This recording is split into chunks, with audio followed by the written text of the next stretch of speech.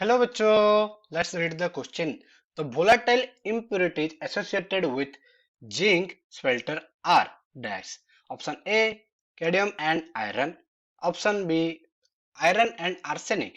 Option C cadmium and carbon and option D cadmium and arsenic.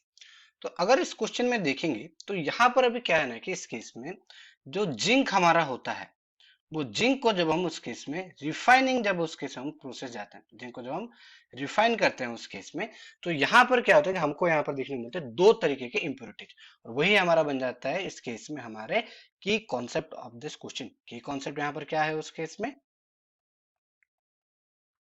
वो है zinc refining.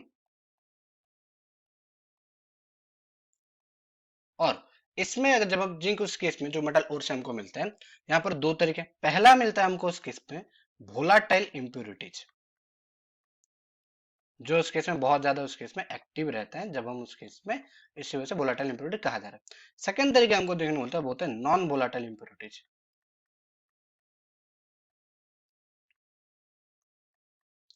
और अगर उस केस में देखेंगे तो जो दो उस केस में मिलते हैं यहाँ पर दो उस केस में रहते हैं तो अगर नॉन वोलाटाइल इंप्योरिटीज की बात करें तो वो होता है आयरन एंड हमको देखने को मिलता है कार्बन। अगर हम बात करें वोलाटाइल इंप्योरिटीज की जो होता है उस केस में अगर हम देखें कैडमियम जो होता है सी डी एंड हमको यहाँ पर देखने को मिलता है वो होता है आर्सेनिक वो होता है ए एस। हमको यहाँ पर देखने को मिलता है वो है आर्सेनिक जो हम लिखते हैं यहाँ पर ए एस की तरह हम लिखते हैं। तो वोलाटाइल इंप्योरिटीज कौन से हैं cadmium and arsenic. Non volatile कौन से आयरन एंड कार्बन। तो यहाँ पर हमारा आंसर बन जाएगा option D that is cadmium and arsenic. Hope you understood well. Best of luck.